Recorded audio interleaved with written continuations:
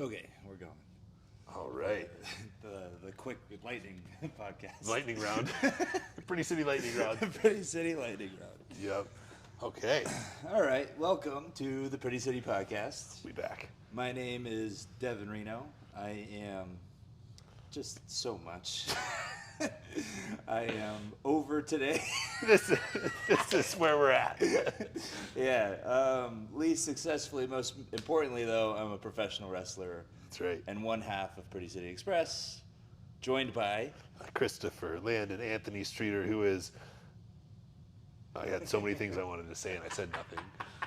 A clinical psychologist. Yes, I'm a doctor. I'm also an independent professional wrestler, one half of the greatest tag team of all time, the Pretty City Express. And yeah, I've had enough of the day. Yeah. I'm ready for it, like the obligations to be over. Which is weird because it's Friday. I know. And we're having an off weekend. An off weekend. So yeah. it should be a great day. And it's just kind of, whatever. Yeah. So far, it'll get better. Yeah. Okay. What? With all transparency, let's just address what's going on. Yeah. So, I forgot to tell you. I uploaded the happy hour Q&A. Okay. Literally today. Okay. So that was what I did not do it at work. That would be unprofessional. No. But never. I did it sometime today. Okay. And so that's up. And now we're back on a regular schedule. Yes. So I figured we'd just put that up. This one will be up next Friday, and then we're back. Yes. Full transparency, something happened. I don't even remember. My life's such a mess. So, okay. I know. So the episode we did record got lost. Well, even before that, Right. the one with Zooms and Jaden on the way back from Vegas, Oh that my one took gosh, that was a the bitch, worst. right? Yeah. Editing. I'm not an editor, guys. I'm trying to figure this out as we go. But yeah, that audio with Zooms and Jaden was just, we don't have a great setup yet. Well, so what we We're had learning. to do, we're just figuring this out, but so Devin's forgot got about like the Rode mics, 2 mics he can hook up to his computer or phone. I've got Rode mics.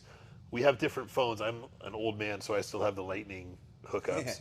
So like basically what we did is him and I had used his mics like normal, and then I gave Zooms and Jaden my mics that went through my phone.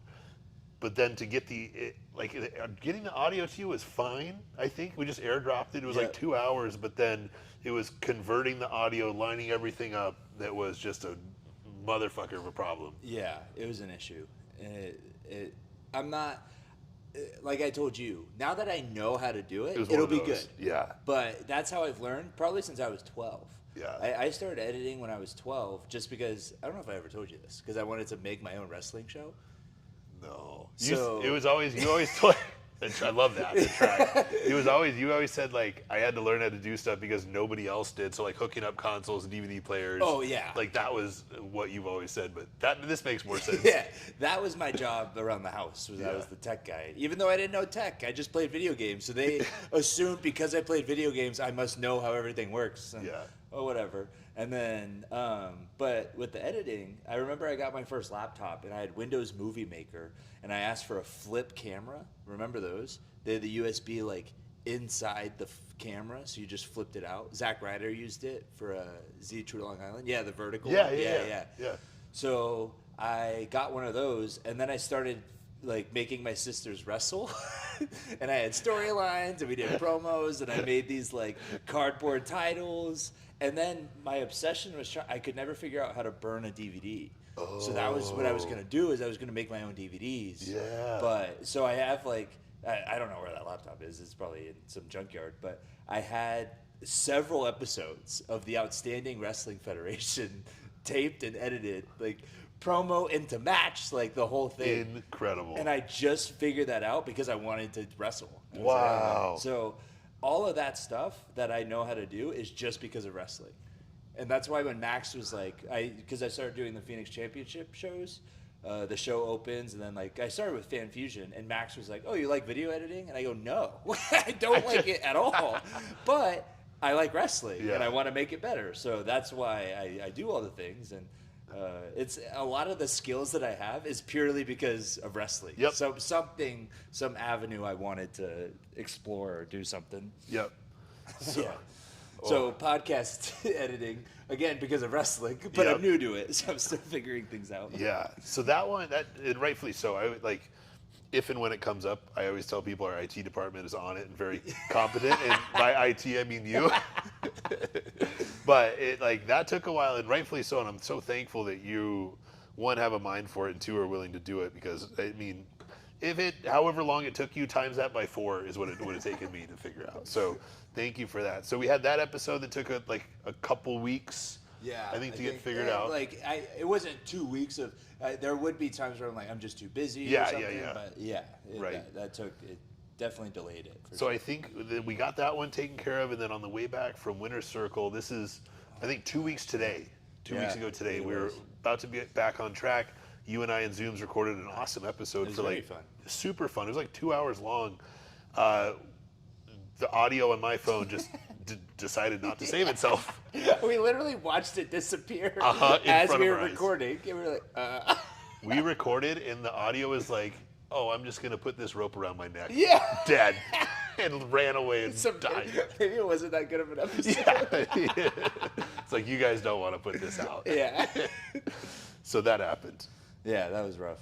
But we did Mania weekend. Yeah. And I called them Scooby Snacks. Nice. I figured that would be a way to skirt around it. Nice. Scooby Snacks and some adult beverages. Yep. For those who drink. Yep. And we answered your questions. It was, I don't know. You guys should all at least try to listen to it. We had so much fun. In the description, I said, I'm sorry, or you're welcome. Yeah. I really don't know which one. That's so perfect. I feel like we really hit our groove 45 minutes in. Oh, yeah. The first 45 minutes, there was a lot of giggling. It is on video, too, so you can see things.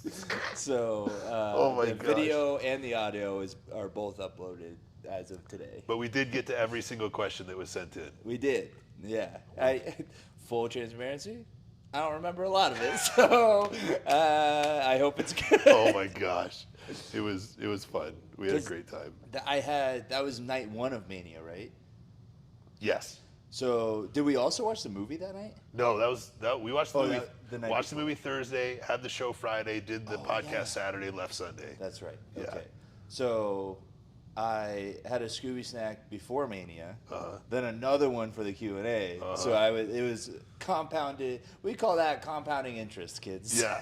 So I do not remember a lot of the. Well, and I went to the pool pretty early that morning. Oh yeah.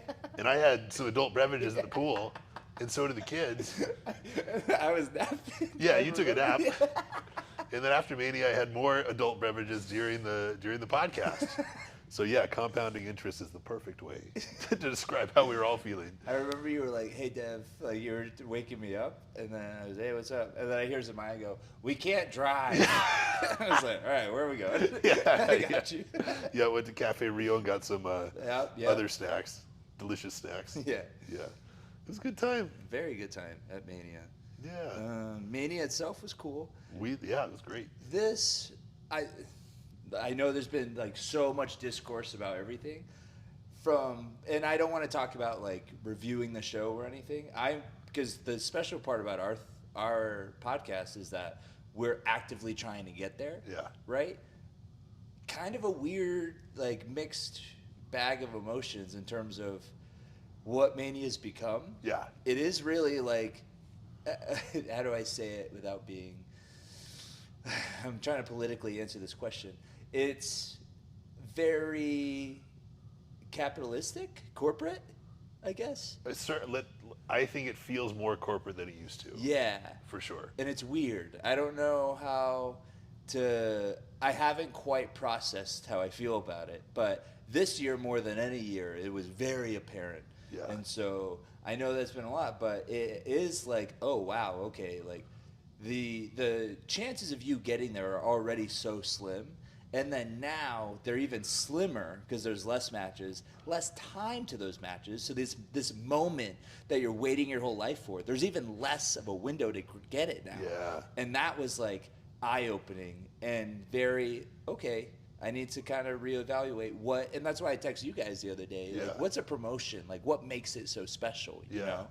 And Gallo was saying it in training. He was like, that wasn't WrestleMania. Yeah. He was like, and I will say, Punk and Roman was WrestleMania. Oh, for sure. Like, that was amazing. Yeah. And a lot of the matches were great. We really enjoyed a lot of them. It was very like, okay, the business is changing. Well, it's just different. Like, if you go back and watch like the Attitude Era WrestleManias, it's just like a smoky arena with matches in like a commercial here and there. It's just so different. Which, I mean, that's a business model that they're going with. Good for them. It's just different for the viewer and for the people who are trying to pursue that. It makes you think a little bit. Yeah, and it's certainly there's, in my opinion, and I know we're very similar in this. There's no use complaining about it, right? Because it's going to happen. Yeah. So that's why I'm not complaining. It is just, oh wow, this is the reality of the situation. How do I fit in here? Yeah. Or do I fit in here? Yeah. Like, those are the questions that it becomes. It's not like, oh, forget this. Remember when Mania used to be? Yeah, everyone remembers that. It was cool. And also, we have no control over that. So, good luck trying to fix it. Yeah. But what can you get out of the new model, I guess? Or, like I said, do you fit in? I don't know. Yeah, it's very exactly. interesting. Do you fit in? To your point, do I want to fit in? What does that look like? Yeah, it's just, do I want to be a part of the machine? And not saying that's a good or a bad thing. It's just, you have to reevaluate. Is this aligned with my goals and vision for what I want to do with this? Mm-hmm. Yeah. Very interesting. But overall, great time. Awesome time. Yeah, we had a ton of fun. And everyone behaved, so we ended on, our tradition is if everyone behaves, then we go to Pink Box. And by behaves, I mean not fighting like siblings in the truck when I'm trying to drive. Primarily aimed at me and Zamaya. Yeah. Yeah. But we ended on a nice Pink Box venture on the way out of town. And we did. Got home Sunday night at like midnight or so after the WrestleMania. Yeah. It was great. Yeah. Yeah. Had Monday off.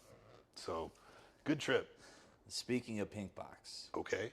I kind of had 2 cheat meals after that. Well, sorry, Pink Box included. Okay. So I got home. Yep. I went to the Arizona burrito place right by my house. Is it open? It's open 24 hours. 24 hours? It's dangerous. Oh, it's so good. Okay. I went there. I got 2 burritos. Nice. And I ate the Pink Box all in one night before I fell asleep. That's incredible. Insane. And right? these Pink Box donuts, I'm sure we've talked about it, but they're not like your little Krispy Kremes. Oh, no. They're beefy donuts. Yeah, they're beefy boys. They're cream-filled, heavy cream. Yep. And so are these burritos. Yeah. I was not feeling great. Not cream-filled in the burritos, I don't think. No. It was so good. Then the next day, I had another free meal. Let's go. I forgot why. I think I was just like, all right, whatever. Yeah, like, we're at this point. So I had another one. I haven't told my coach this. But, dude, I woke up. I weighed myself yesterday. Okay. So multiple days after both meals. Yeah. Like, not my heaviest. Yeah. 231. Whoa! The most I've ever weighed. It just like sat in your stomach. That's insane. I'm 225 now, so it's coming down again. But I was like, what? Yeah. I've never been... I felt like I got a run-in with the scale. Like I got a interference. Yeah. I was like so caught off guard. That's insane. Yeah, 231. 2 cheat meals. Yeah. Wow. And I was 221 last week. Yeah. And 231. I'll level out again around 221, but I was like, oh, okay, I think I'm done with the free meals for a while. A couple days. So this check-in, I'm going to tell my coach, like, all right, like, I'm no more free meals. Don't tell me I can have free meals. Yeah. I don't know how to handle that responsibility. Yeah. I hear free meal, I go crazy. So, yeah, no more free meals for a while. I feel okay. Like, I feel, but I was certainly a little watery. Yeah. Still am. And I was like, oh my God, 230. This is not how I envisioned I'd get there. Big hoss, baby. Yeah. Big hoss. Heavyweight. Yeah, heavyweight. Right. I'm heavyweight now, I guess. That's right. But yeah. I had a complete opposite experience last night. So I've been like really taking the like gaining, bulking seriously. It's actually since not the last FSW at Mania weekend, but the one before when we were coming from Albuquerque. Like 4 people came up to me like, man, you're looking so lean. And I was like, I remember. That's enough. Yeah, you were so upset. I was cranky. So like since then, I've been great about like hitting my macros and everything for the bulk. Because before it was like I would start to do it, and then I would feel fat, and I'd like peel back because I was on the cut, and I was really happy with how I looked. But I got too small. But that's been like 3 weeks now. I think I've been like on the path and doing great. My weight's been going up. Boom, boom, boom. Last night I went to bed. I was like 224.8, and then I woke up this morning and I was 218.5. Oh my gosh. I was like, what the, how did this happen? I must have peed like 4 times, and I remember one of those. Because that's an insane amount of weight to drift throughout the night. Like, and we both wrestled in high school, so we're familiar with the drift weight that you lose every night. But this was like, usually it's like 2 pounds. Yeah. 6 pounds was insane. That's a lot. Yeah. Especially without like a crazy cheat meal or something. It was just, but yeah, I was like, I hit all my meals perfectly for the last 2 weeks, pretty much. Okay on Mania weekend, but pretty good. But yeah, we were certainly this week. Yeah, we did good. But yeah, so it's funny you say that because I had the opposite, unfortunately. It's all right. We're going to get back on track. With the podcast being back on track, the bodies are back on track. The Pretty City Express is headed forward. Dang right. Life is crazy. Life is crazy. All right. House of Horrors? House of Horrors Special Edition. Frickin' go. So the last Class Center episode was about Mike Vrabel. Yes. All that, which I think will be awesome for next week. We're gonna, because it's just developing like crazy, dude. Like multiple times a day, new stuff's coming out. Yeah, I don't know anything about these people, and I my algorithm is destroyed by it. Yeah. It's crazy. It's insane. Learning. Of course, dude, the Patriots can't catch a break, man. There's always something. There's always something with them. They made a deal with the devil or something. Robert Kraft, he did. He had to have. He had to have. And you know what? We'll go into this more next week, but I feel like he's going to do what he can to support Vrabel because that's what he's done in the past for his guys who've gotten in trouble. Oh, yeah. So I'm curious to see. That's like one of the things I'm looking forward to, how it's going to play out. Yeah. Dude, what's so interesting, dude, is I've been reading Relentless by Tim S. Grover. Okay. Are you familiar with him? He's Michael Jordan's like personal trainer. Oh, yeah. That guy. Yeah. Crazy. He's awesome. Yeah. But I've been reading it, and he was just... I was just reading a chapter about the dark side and how these athletes have a dark side. He was talking about Tiger Woods and like all the women in his life and all that. Like that was his dark side. And he goes, they just don't know. Like he was talking about they almost kind of need it. And he's like, that's why he doesn't interfere with it. Like with Michael Jordan's gambling, he was like, he needs that. Yeah. He was like, whatever. Like he's gonna do it as long as he's there for me. Yeah. And when I need him, he's good. Yeah. And so he was like, I kind of hate how like Tiger Woods apologized, and he goes, that's between him and his family, like all this stuff. And although I don't fully agree with that, it was weird seeing it in real life. Like, oh wow, like this is actually happening right now. Like this is insane. Yeah. So it was very, very interesting with everything going on. How I read that, I was like, oh, this applies directly to this. Yeah, 100%. It's all like you can look at things like with balance. Like everything kind of balances out, right? Like you put all this effort into being this incredible coach, football player, whatever. You're like, and I don't even know if we fully understand it, but I know I understand it more than most people of like how much effort, time, commitment athletes have to put in at that level. Yeah. It's unfathomable for someone who doesn't have much experience with athletics, but the scales are going to have to balance out somewhere. Yeah. And that's where this kind of like dark side you're talking about comes up. And there's like so many stories about things like this. And it's kind of a funny like anecdote was people always ask me, like, you are a psychologist and then you do pro wrestling? Yeah. And my answer is always like, it keeps me like very level. Yeah. And I say it kind of tongue in cheek, but it's kind of true. Yeah. That's like my dark side is wrestling. Yeah. You know, because like I have to be so attentive to people's needs and empathetic and like open and just personable all day. And then I get to go and let class out of the bag and like kind of be a dick and do, you know, just like go to the other side of that. And then I come home and I'm, feel great. That's so true. It's but so balance is a big thing, which we're seeing with this is, and some people can manage it with gambling and certain things. Some people don't. That was his biggest thing. Is he was saying like it's okay to have a dark side. It's not okay to let it control you. Yes. So whatever it is, you need to be in charge of it. Yep. And that was such an interesting concept to me that I still haven't fully processed in my head. I was like, oh, like that's that's true because you can't run away from it. Yeah. Like wherever there's light, there's dark. Yep. So like and I'm obsessed with that idea, like light and dark, bad, like karma, all that stuff. Like it's true. Yeah. And so when I hear stuff like that, I go, oh, well, how do you even balance that?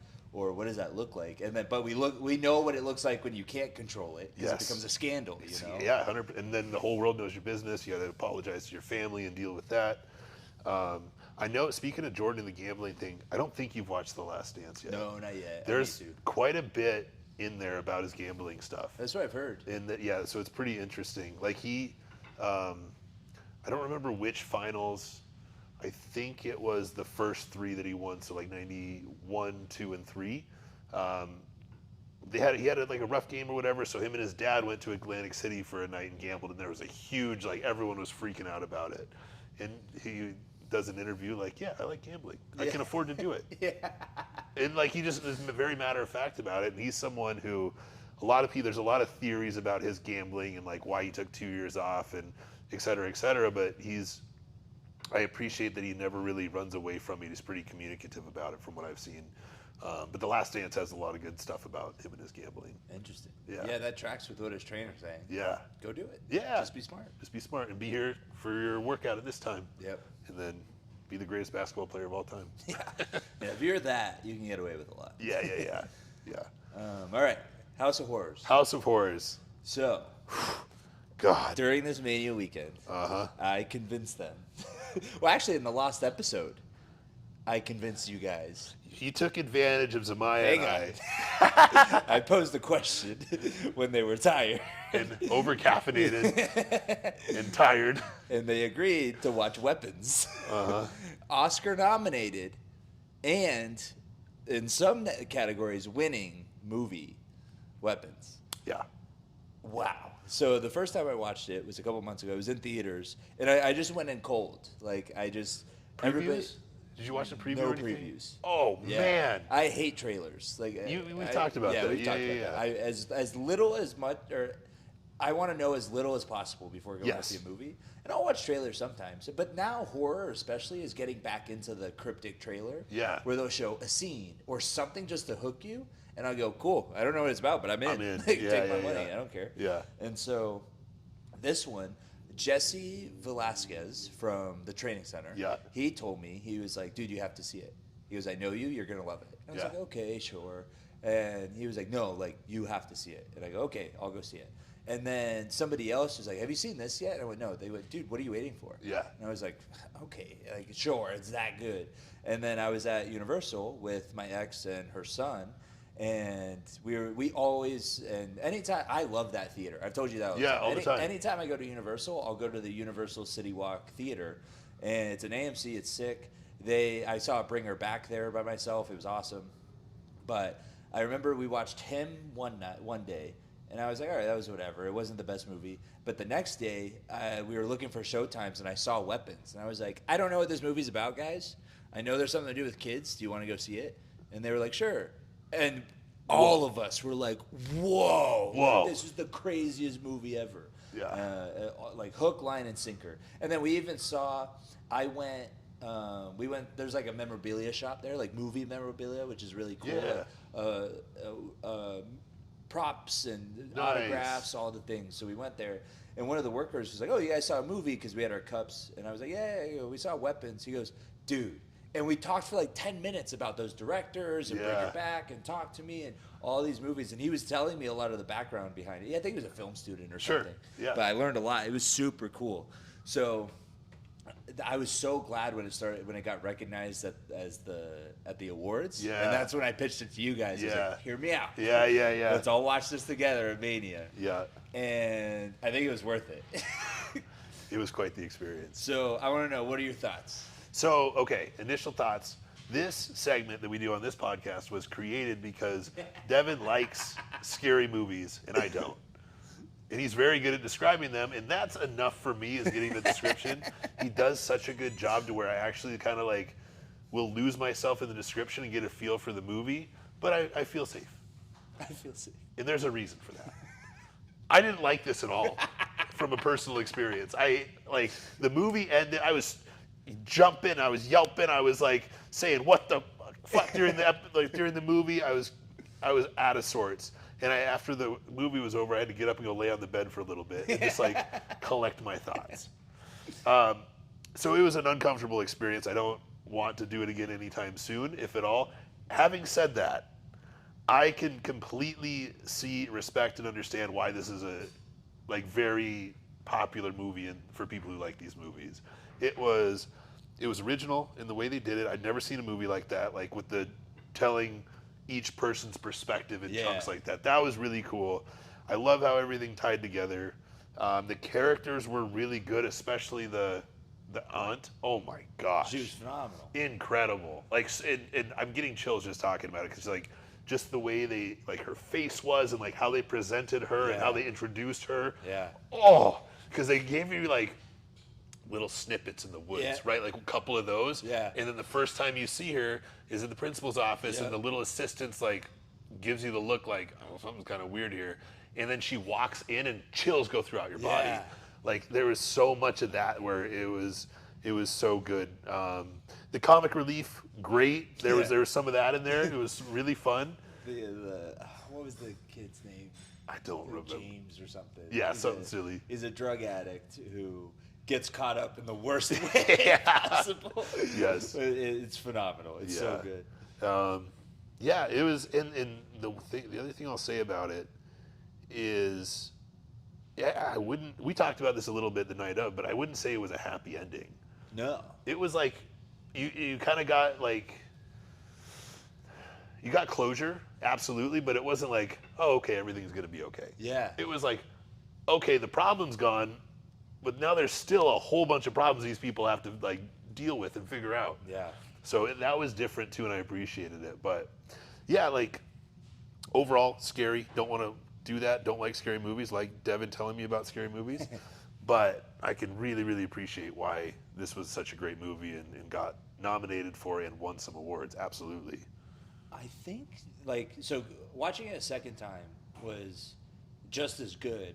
And I remember the first time I watched it, obviously, like, the Ant's performance is incredible for all the things you're saying. But when she won the award for Best Supporting Actress, I was like, oh, wow. Like, okay, maybe I was so caught up in the moment, I wasn't able to truly appreciate it. Because I was just so, like, in love with everything happening on screen. So the second time I watched it, I was like, I'm going to, like, really pay attention to her. And everything about her performance is just like, oh, this is awesome. Yeah. Like the way that she dictates the energy in the room because she can be like happy, you're like, is she cool? And then in an instant, you're like, oh, she's cold. Yeah. Like, this is scary. Yeah, she's a killer. Yeah. Yeah. And so it was just, and she's saying very cold things in a cold way, but they're still like, maybe she's not crazy. Like she nailed that where you're just like, okay, what she's doing and saying is crazy, but maybe she's honest. Like maybe I trust her. Like I trusted her, even though I knew what was going to happen. You know? Oh. And another thing that I love is there was no like character doing something stupid. Right. Everybody, you were just like, oh, okay, that would make sense. Or, man, I hate that they're forced in this position. Like the kid. Why don't you just tell someone, you know? And it's like, oh, because his parents are being held hostage. Yeah. And this poor kid is traumatized. And another, it's not cool, but thing that I really liked about it is, like you said at the end, it was like, cool, they killed the witch, but they all are traumatized for life now. Yeah. Like, it's not just like, oh, cool, we're all good. It's, oh, these people have problems now for the rest of their lives. So even though she's dead, her effects will be, for literally their whole life, they'll be affected by it. And that's what the thing I just helped me realize that I appreciate about that is I think in a lot of movies, there is a happy ending, but it's not realistic. Yes. Like this felt so realistic to me in the sense of, if something like this happened, trauma up the wazoo for everyone involved, 100%. And like, who knows if they're going to recover or not.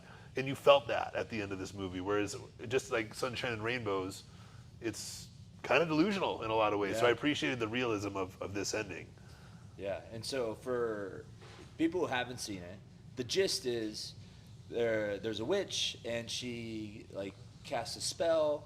She's trying to prolong her life, essentially, because she's getting to the end of her life, and she feeds off of other people's energy. She uses her sister, which now I don't even know if that's her sister. Right. Like, how did she how did she come up? How is she a normal person? You Yeah. know, like she's probably hundreds of years old. Right. We don't know. We don't know any of that. Yeah. And so she's trying to prolong her life, and then it turns out she kidnapped like a classroom of kids, and where the kids all get up at 2:17 in the morning, and they just all run the same way to the same spot, but nobody knows where they go. Yep, they And just see on the security cameras. Yep, Yep. the ring cameras, and the whole movie. The parents are trying to figure it out. Cops are trying to figure it out, and all these things happen that all intertwine. And even like the James or the addict, when he was at first, like I thought, like, oh, that's a fun little side plot. And then when they went to his perspective, I went,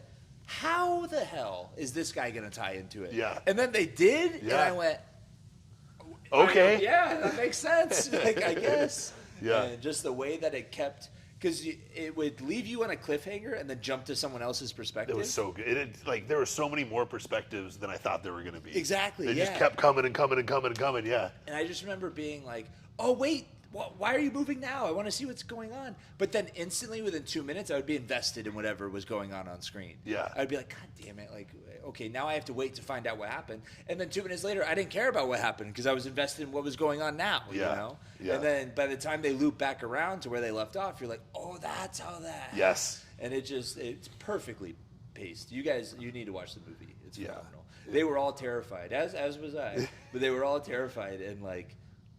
Everyone said, yeah, that was a good movie. It was good, yeah. It was. I completely see how it was good. So Weapons, it's honestly probably top 3 movies of all time for me. Really? Yeah. Whoa. Just because I'm a big like experience guy. Sure. And that experience of watching the movie was so good. Like Yep. Undertone, that we Yep. talked about. Yep. Undertone, not a great, phenomenal movie. It's not going to win any awards. It might win some, like sound design, but just the experience of watching that in the theater alone for the first time, not knowing anything about it, it's one of my favorites because it was Takes just, you on I'll a always ride. remember it. Yeah, I get that. It's kind of like a wrestling match. Yeah. Like Rock Hogan, if you're there, that's the greatest match of all time. Yeah. Is it technically the greatest match of all time? Right. No. But the crowd, the energy, the things that matter, Yeah. being over, like all those things make it the greatest things of all time. The experience around the match makes it the greatest of all time. Yep. So Yep. it's movies are a lot like that for me. Yeah, that makes sense. I get that. And watching it with you guys I was just added gonna to say, the experience. yeah. Like now it's even more sentimental to me. Yeah. Because I was just going to say, like, we're not going to forget that. Yeah. Terrified in a random hotel room in Vegas with our friends. Like, that'll always be an experience. But, yeah, it was a good experience, and I'm glad we did it together. Yes. All right. I forgot what's next. I think we just... questions. Question. Do we have any? I don't even know if I have any questions. Let's see. Just to not have some random non-talking points come up. Let's see. I think we've gone through most of them. I've got one. Okay. So do I. Okay. This one's pretty quick. All right. This is from poor guy. He's literally from episode 1. He's been asking if we're going to ask his question. Sorry, Ricky. Ricky, the Renegade Rebel. Okay, Ricky. Who came up with the name Pretty City Express? What is the origin story? Love that. Yeah. So what I remember is, well, it's kind of a quick story, but there's also a little more to it. Yeah. Like, you and I were on our way to Winter Circle for the first time. It was just the two of us. Yep. And we were really going over names and stuff, and we were kind of, floating some things out, getting a little help from chat on like ideas and synonyms and things like that. And we found out that a nickname for Scottsdale is the Pretty City. Mm-hmm. And then I think you said the Pretty City Express. Well, yeah, because we were thinking about Pretty City Boys. Yeah. Pretty City Killers. That's right. And then Pretty City Express. Yeah. Because we love old school wrestling. Yeah. But even before that, we were called Power and Privilege at PCW Ultra and PCWAZ, and then Billionaire Boys Club, other places, Yep. and then Class in Reno, other places. Yep. And it was just promotions didn't want other ones using their name or whatever. Like there's indie wrestling politic BS. Yes. But we were like, okay, we need our name. Yep. Like this is ridiculous because with Winter Circle, they put up Power and Privilege, and we're like, hey, sorry, like, you can't do it. Yeah, like we don't want heat. We don't want you guys to have heat. And they were like, oh, okay, no problem. We'll put up the new one. And then it was just we're working on getting a new name, and we're like, okay, we have to figure one out now. Yep. So that's when we came up with the 3. And I think the next week we were going to Dr. Tom's. Yeah, pretty soon after that, yeah. And so we went to Dr. Tom, and one of the days we were just like, Doc, we need a name, man. He's like, what are you talking about? We go, we have 3. Which one? And we listed the Pretty City Killers, the Pretty City Boys, and then the Pretty City Express. And I'll never forget. He was sitting on the ropes, looking down on us. Yeah. He's looking down, and we're standing on the outside of the ring. He's in the ring, and he goes, man, I like that Pretty City Express. Yeah, sold. And we go, all right, that's it. So, legendary trainer and wrestler, Dr. Tom Pritchard, actually helped us with the name. Yep, and if he approved it, we were in. That's all we needed. We're such like Dr. Tom fans. That week is so cool. One of my favorite periods in wrestling ever. Oh yeah. Like you can never take that away from us. No. And then we actually saw Dr. Tom recently at NWA. Yeah. We haven't seen him in 2 years. Yeah. And we walked up and we go, hey Doc, and we said hi. He goes, oh hey, and then he looks up. He goes, hey boys. Yeah, and he gives us a hug. We're like, oh cool. That was awesome. Like we're friends with Dr. Tom, I guess. Yeah. But it was very, very cool. Yeah. So that makes the name even more sentimental. Yes. Like that experience as a whole. And just he's such a legend. Like to have any incredible influence by him is awesome. Yeah. So we'll rep it as long as we can. Yep. Just because of that, honestly. 100%. Yeah. All right. Good question, Ricky. Yeah, that was great.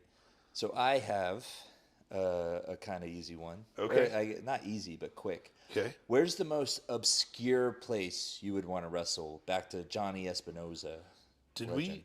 Oh, I think we answered this in the Forgotten Pod. In the Scooby Snack Pod? No, I think in the one that got. That's right. I think, yeah. So this is perfect. Okay, yeah, great. I'm trying to remember my answer. Oh, yeah, okay.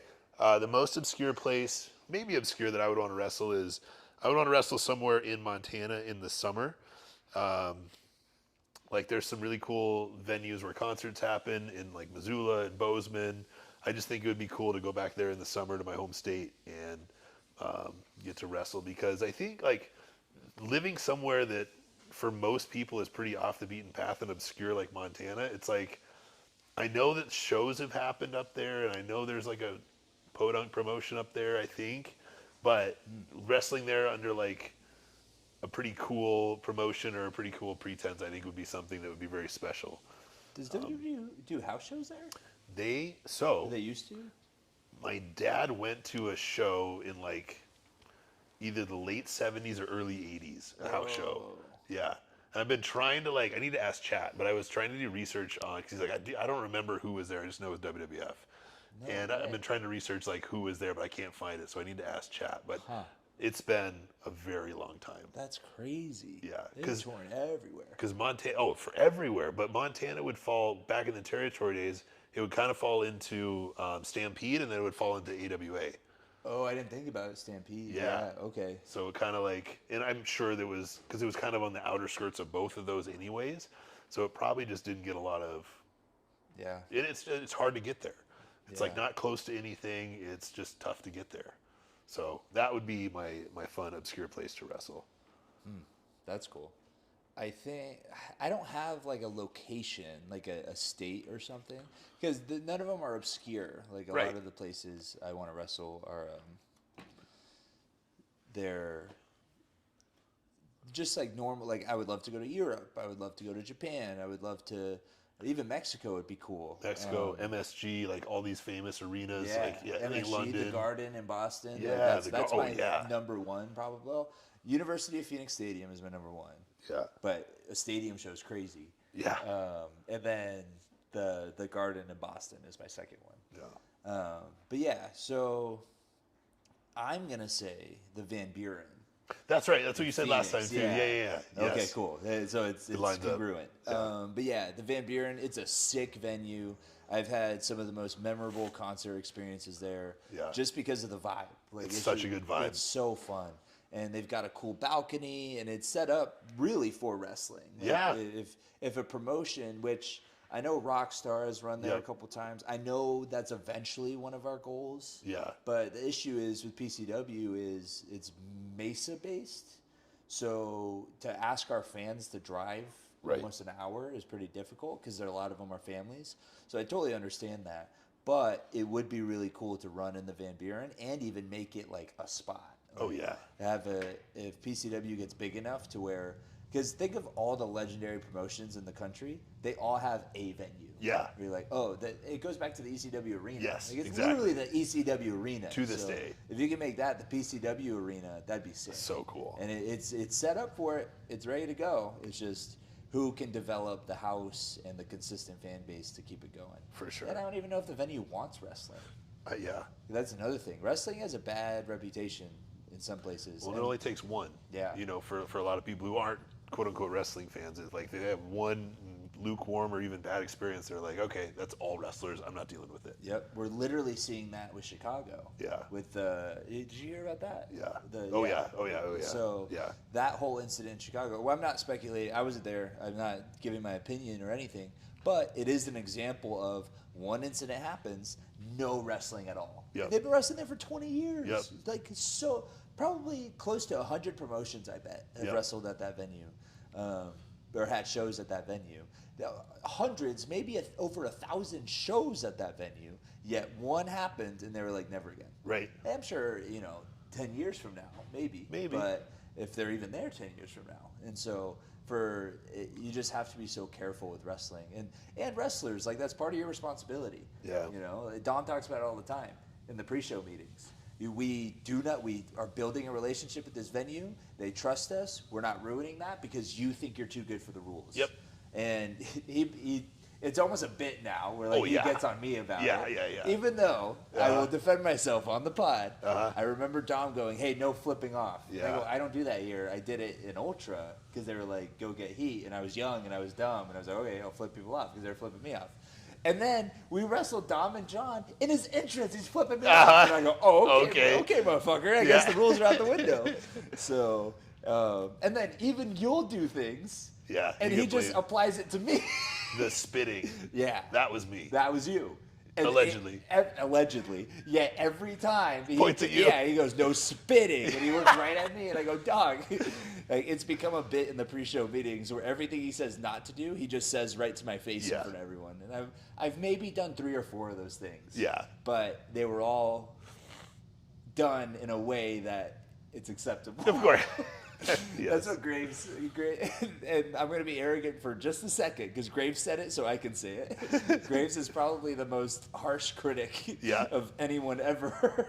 Yeah. And I remember there was a tape study or something, and he goes, "You can't do what Devin can do because he's special." And he was like, when he does things, it's because it's good and because he's too good to yell at. Yeah. So he knows when to pick his spots, and when he does, you get mad because you're like, damn it. Like, all right, that was really good, or that moment needed that, or something like that. But I've had to do that because I learned at Ultra where anything goes. Him and Sheik would go, "You don't need that right there. Yeah. You need that here. Yes. One bird, or one thing here." And so I was able to learn how to push the envelope in a place where there was no envelope. Like, there were no rules. And so when you have Slice Boogie on the mic just going off on LA, and I go, "Oh, there's really no rules here. Yes. Great, I can do whatever I want because it's not going to be as bad as that." Yeah. And I love Slice. He's the man. But I remember there was the quick story at Urban Con. Oh, he's like, "No, I'll get heat." And he just grabs the mic and goes, "Y'all could suck my dick." And I was like, well, that's one way. So if that guy can get on the mic at this promotion and say whatever, cool, let's have some fun. Because again, in the dark match, never. Everything was PG. I was a generic guy. I wasn't going to push any envelopes because that wasn't my job. But when Sheik put us together, he goes, "Go get heat. I want you to get these people to jump the guardrail." Yeah. Okay, then. Yeah. We'll push the envelope. Yeah. Because if that's the reaction you want, that's what we're going to try to do. Yeah. And we came very close sometimes where security's like, "Hang on, boys." Yeah. And so that, you have to be self-aware to the point of, no, I'm not I'm not respected enough here, or credible enough, or yeah, okay, I can do that. But where do I do it to where it's the most effective? Yes, So that's the because key. there have been times where Dom's like, yeah, he's like, I really don't like that you did that, but you did it perfectly. Yeah. You know, and so it is okay. Good, we're on the same page. And him in the street fight. Yep. A great example. Like we pushed the envelope in the street fight, but we did it in a way that the crowd remembered it. Yep. And even the guy at the venue was just like, that was awesome. Yeah. And so it's cool. Everyone's on the same page as long as it's worth it. But if you're, and I've been there and I'm still there at some promotions, pre-show jabroni. Yeah. Don't go out there flipping birds Right. and saying F you or calling people, like just because it's on AEW or even WWE now doesn't mean you get to do it on the pre-show of an indie show. Yep. Even crotch chops or stuff like that. It's like, why? Yeah. Well, you don't need that. Yeah. Be more creative. Yeah. So, and I say that as somebody who learned all of those lessons. Yes. But yeah, that is like something I hang my hat on. Grace is, all right, I know when to push the envelope and when not to. And even when not to, at PCW, I can still do Yes. it. Yes, exactly. Yeah, all right. Sweet. Okay, so off this weekend, Off this weekend. Yep. and then we got Albuquerque, DCCW, NWA, New Mexico next weekend. Yep. Super excited for that. We're good guys there now. They love us. They love us. We'll see if they still love us. Yeah, yeah. I don't know if they'll remember. We'll see if there's a lasting effect there or not. Yeah, you always have to be careful. Like, you can't just go, oh, cool, I'm babyface now, and like they're gonna love me. Half the crowd might not have been there last time. That's true. So they're like, yeah, we hate these guys, and then the other half's like, no, we like them now. Yeah. They're like, wait, why? Yeah. So that's up to us because now we don't have a promo. Right? Last time we said, hey, give us 5 minutes with the mic, Yep. we'll be babyface, Yep. and we delivered. But now this is a totally different crowd. You can't expect the crowd to remember you every time. That's right. So it'll be a good challenge. Great challenge, yeah. One that's very new for us, but exciting. Yeah. So, but that's it, yeah. Here's to Yeah. a nice little weekend off. Yeah. Rest our bodies. Yeah. My dude, I was hurting this week. Yeah. Hurting. My lower back. I don't know what I did. And then I did pull yesterday. I was like, it'll be fine. I was supposed to do. I didn't do deadlifts. I was supposed to. Okay. I didn't do deadlifts. I subbed that out, but I went heavy on rows because after the pull downs, I had Yeah. such a good pump. I was like, yeah. oh, I'm good. Yeah. And then I went super heavy, and I was like, that was a bad. Bent over idea. rows? Yeah. Oh. I can't do this. Yeah. I think I beat my first set. I did 145s for 11. Okay. And then after that, I did 10, and my back was smoked. That's it, I was yeah. like, I'm good. You're cooked. Yeah, yeah. I'll stick with machines. There you go. But yeah, rest and feel better. That's week. right. That's right. And then we will see you guys next time Yes, sir. because we are back on schedule. We are back on schedule. Go check out the happy hour Q&A. Yes. Thank you guys.